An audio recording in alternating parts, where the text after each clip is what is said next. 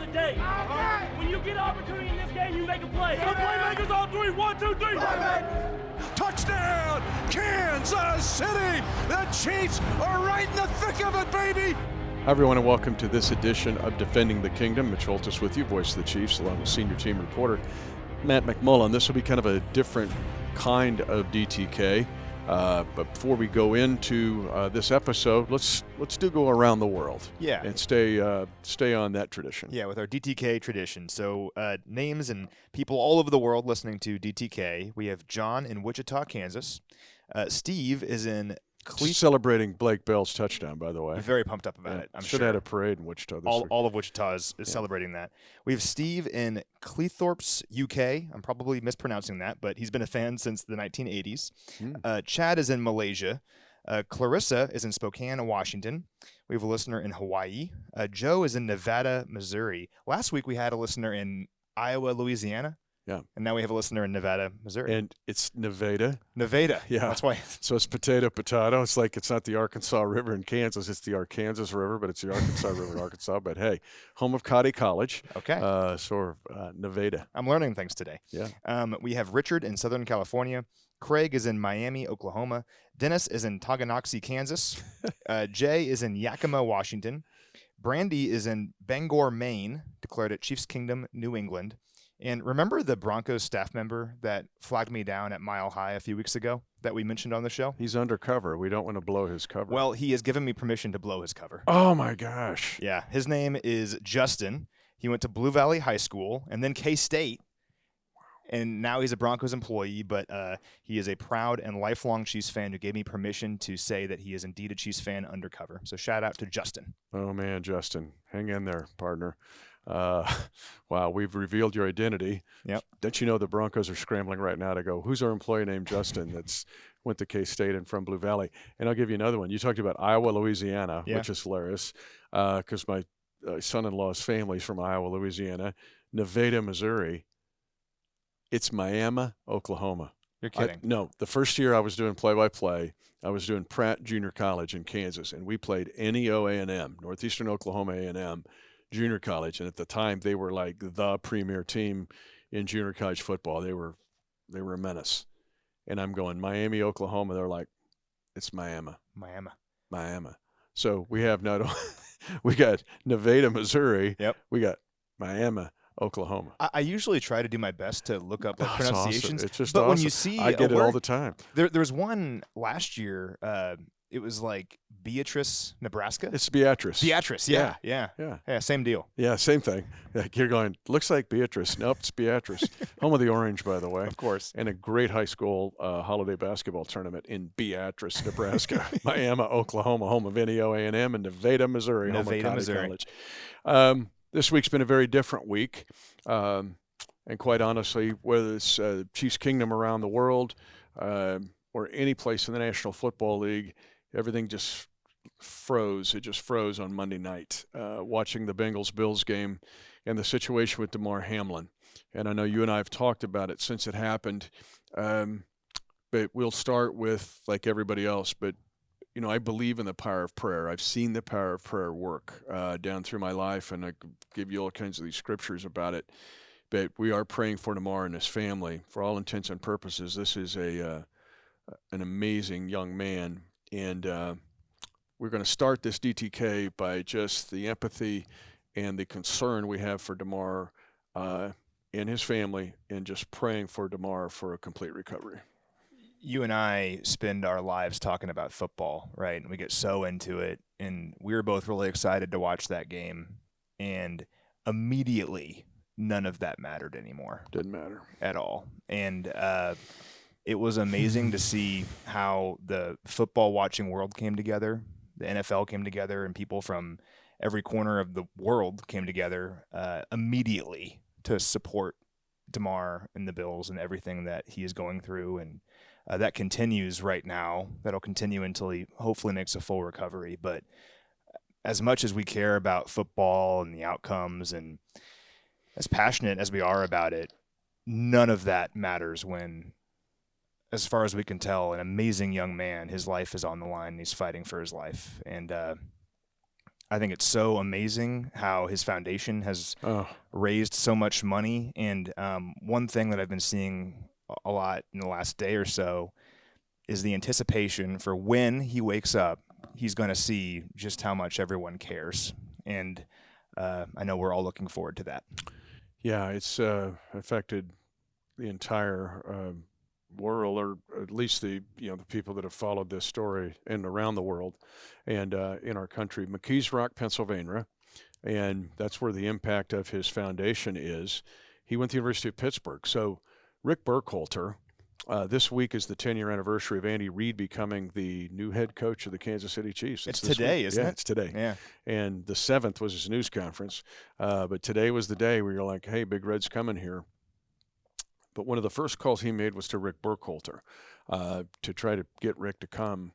And Rick is our vice president for performance and for athletic training. But he's one of the first people I thought of after thinking about Damar and his family, because Rick's a Pitt guy. He went to the University of Pittsburgh. He's been very involved with the Pitt Panthers really throughout Rick's life. And Damar made a decision, being a Pittsburgh native, to stay in town. He was highly recruited. Mike Tomlin, referenced it in his comments from the Pittsburgh Steelers. But Damar stayed in town, played for Pitt, and a really good player for Buffalo. But to see how much he loves his hometown, how his foundation helps his hometown, and how so people have just gone to the GoFundMe page, and that his balloon has given me faith in mankind again, but also tells me that Damar has just a big impact.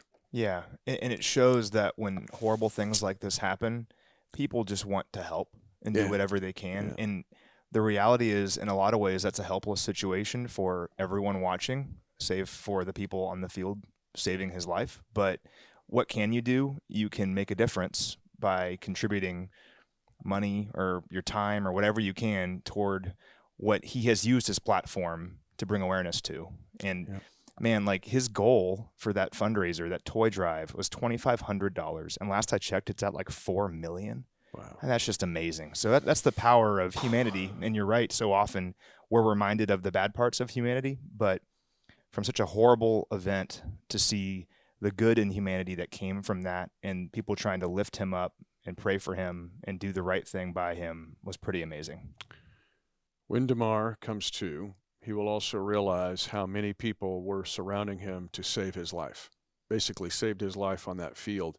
And that leads us where we're going next here on Defending the Kingdom, because I mentioned Rick Burkhalter. And some point in some place in time, we're going to deal with this issue in more detail with Rick and his staff.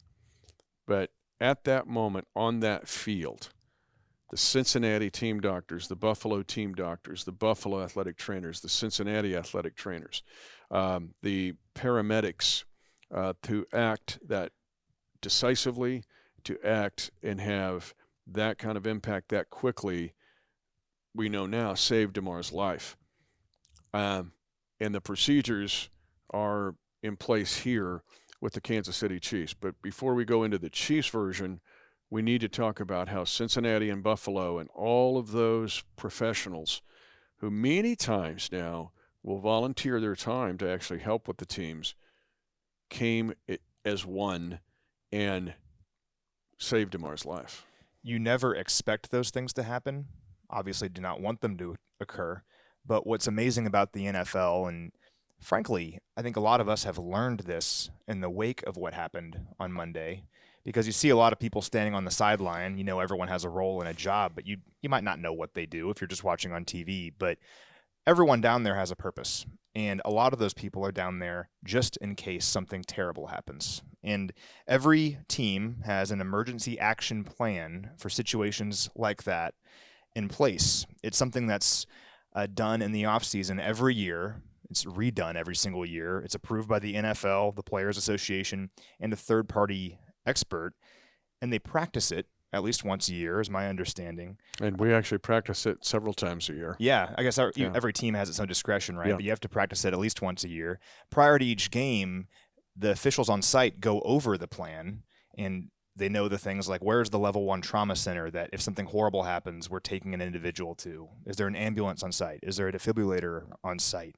There's an airway management physician on site on game day.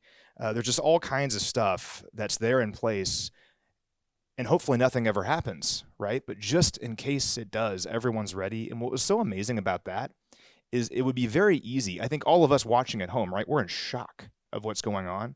But the people that are there that hopefully never have to do anything, they're ready just like that. They don't even hesitate. And it's life and death. And as we've learned, their quick action legitimately saved his life. And it's just an amazing thing. And we're so fortunate that those people are where they need to be and that they're prepared at a moment's notice. They hope they're never needed, but when they are ready in a split second. And it's just amazing. Again, a big kudos to the folks in Cincinnati and Buffalo for what they did to help Damar. But it did bring me, and we've talked about Rick and his staff. When Coach came here, and Rick was one of his first calls to come here, not only did you get Rick, but again, you get this ripple effect of Rick's influence and his staff. He has a huge influence in the athletic training community throughout the country and the world, for sure in the NFL. But you get the Julie Freimeyers of the world and Tiffany Morton and Evan Crafts and David Glover. I don't want to leave anybody out here, but they are not only amazing people, they are highly trained professionals that our players and the kingdom is in really good hands with them. I'm going to get to the team doctors here in a second because people may know about Rick and his staff, probably don't. Most fans don't. They for sure don't know about the team docs, and they need to know just how amazing this group of docs is. But Rick's group is exceptional. I've been in this league for 29 seasons. I've never seen a group like this from a standpoint of their ability to act, react, be proactive, and they are at the ready, and they are just phenomenal people. Yeah, Rick is also a leader nationally as well. Yep. Like, we're so fortunate to have Rick leading our staff because I believe he's the best in the business, and there's a reason the Chiefs are one of the healthiest teams in the NFL at the end of the year every single season. But when you think about his resume, I mean, spent more than 20 years with Coach Reed. He's been the president of the Professional Football Athletic Trainers Society. He's won multiple awards, and he's someone that I think everyone else in the league looks to for leadership at times. That was certainly the case during COVID. Unprecedented times, right? How do we handle all this? How are we going to make sure we get all these games in? Rick was a leader in that space, and he's certainly a leader in terms of how you treat athletes on a daily basis. And he's a leader in determining what does a plan look like for something horrible happening on the field. And we're so fortunate to have Rick around and to learn from Rick, and that he's in our building. And I truly believe his influence permeates way beyond just Kansas City. It's every stadium, every team in the league. And I'm going to leave somebody out. I live in fear of that. But Julie and Tiffany and Evan and David, they're incredible. And Rick has been able to create disciples, much like Coach Reed has done it in the coaching community, right? And it's not just the influence with our team, it's with other teams.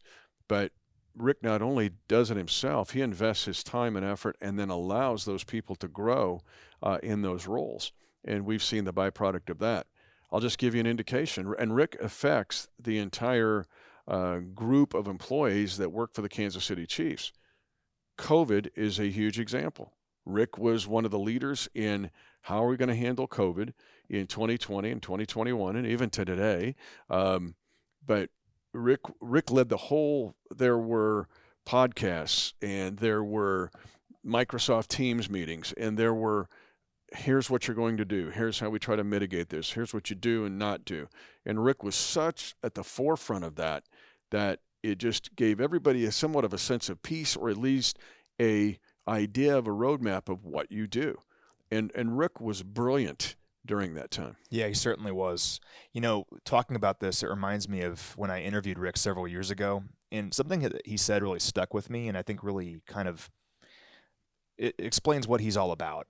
Not just with player injury specifically, but how he handles individuals, how he handles talking to staff members and dealing with situations like this. He said that he learned from a young age that he does not treat injuries, he treats people. And that's so true in any line of work, right? I mean, people, working with people, that's the important thing. How do you interact with a person? And especially someone in his line of work or anyone in his line of work.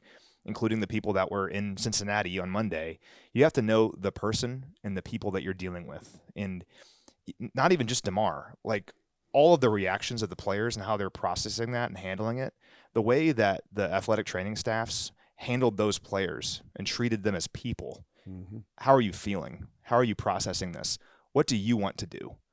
That says everything about how this profession is critical in sports and in life. And just had a lot of thoughts about things like that in recent days, and just how fortunate our athletes are to have those individuals in place, Rick really being at the forefront of it, to make sure that not just physical health, but mental health is taken into account. And I don't know. We're so lucky to have Rick and how he approaches these things in our building. Tell you where else we're really fortunate. And Rick, maybe not obvious to the general fan. Some know, and we keep putting him out there, so hopefully more know. But what they do not know about is how incredible our team doctors are. Oh, yeah. This is 29 seasons, as I mentioned, being the voice of the Chiefs. I've never seen a better group of team doctors. Now, let's be honest. Coach Reed talked about it Monday night on the Kingdom Show. This is even before the situation happened with Damar. This is about an hour before it happened, so nobody knew it was going to happen on that field. But he talked about the team doctors, because you mentioned the Chiefs are in have been in a really good spot as far as avoiding injuries, preventing them or treating them. But you also talked about people. You hear about a doctor having bedside manner, right? And my daughter-in-law is a doctor. But this group of docs, their expertise, their personnel, their knowledge, their instinct, they are also like Rick. They are not treating athletes or employees or coaches. They're treating people, and they get it. Let me just mention them here. Dr. Brian Vopat is one. Dr. Scott Mullen. Dr. Paul Schreppel. People now maybe know him more than anybody else because he put Patrick's knee back right in Denver. Had to make a decisive decision. And by the way, season. He's a Hutchinson-Saltalk. He played football for that great Hutchinson-Saltalk program in South Central Kansas. So if you see Paul fist pump in, say, go Saltawks. Dr. Mike Monaco, who has been with this team a long, long time, a Jeff City J, he played football in that terrific program in Jefferson City. Luke Thompson. Luke Thompson is, gosh, one of my favorites. Played football at Baker for the Wildcats. He played football and was a multi-star athlete at Latham North, the alma mater of Darren Sproles, now Isaiah Simmons of the Arizona Cardinals. Luke won't be mentioned in that line with those guys as athletes, but he will as ON graduate in person. But I'm a huge fan of Luke Thompson. And then another name that you may find familiar of the 6 doctors that helped this team is Jean-Philippe Darche. Now, you're like, what? Where have I heard that name? Like it's French. Yes, he's a French-Canadian. That was the long snapper for the Kansas City Chiefs later in the 2000s. And his son's a heck of an athlete. In fact, he just committed to Penn. Wow. He played for the Blue Valley West Jaguars this year in high school football. Really good linebacker, running back. He played him at quarterback some, and he's going to play Ivy League football for Penn. So great family there, but Jean-Philippe Darche. But these 6 doctors, I cannot talk about them enough in what they do to not only help our athletes, but help our organization. They, too, have to be ready. They have to be ready, just like those Cincinnati and Buffalo doctors were on that field. And many times it's a difficult situation where you have just seconds in the most dire of circumstances. But I'm just going to give a big shout-out to our team doctors. Now you know who they are. Yeah. You can look them up and Google them if you want. But they're a phenomenal group of human beings who are great professionals. Yeah, just like the athletic training staff, they are unsung heroes. Yes, right? Sir. Truly yes, heroes is the best way to put it. They were heroes during COVID and how the NFL worked through all of that, and they're heroes every day with how they handle our players and treat them and treat the people in this building. Not just players, it's also the staff members in this building. We're, again, so fortunate to have the best of the best in the NFL treating and being ready for the worst events to occur. And again, you hope those things never happen, but you also hope that if they do happen, the people on the sideline are prepared, they will not hesitate, and they're ready at a moment's notice, and they save lives. It's an amazing thing. And they saved Damar Hamlin's life on Monday Night Football. And the right people were in place to save someone's life. And it's just an incredible thing that, you think about if we were in that moment, and you can have training, but we're humans, right? And there's shock involved. For those individuals, there's not. They just handle it. They know what to do. And when seconds are at a premium, they know what to do. And I just can't say enough about them.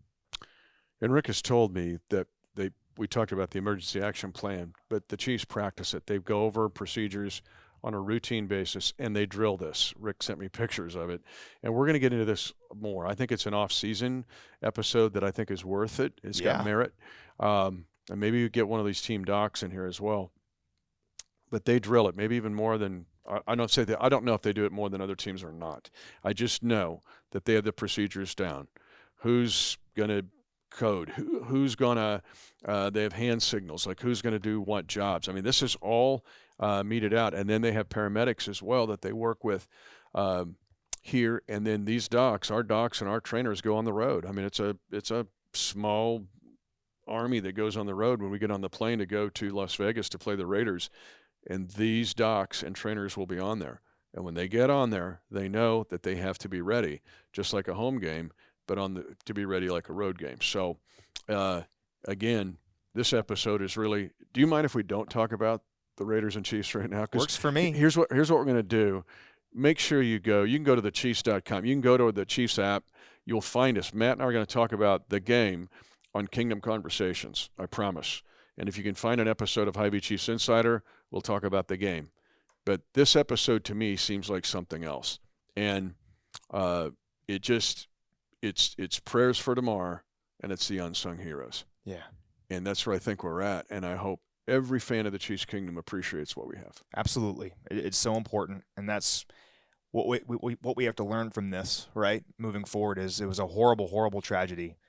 And how fortunate are our athletes to have the best of the best in place, that if the unthinkable happens, they are ready to respond without a second's notice. And that's what we saw on Monday, and I'm confident hopefully something like this never happens again. But if it does, those people will be ready, and those people deserve to be celebrated. So he's Matt McMullen. I'm Mitch Holthus. We will continue with prayers for Damar, and we'll also recognize the unsung heroes. 10, 5, touchdown! Lock it down! And the celebration begins at Arrowhead.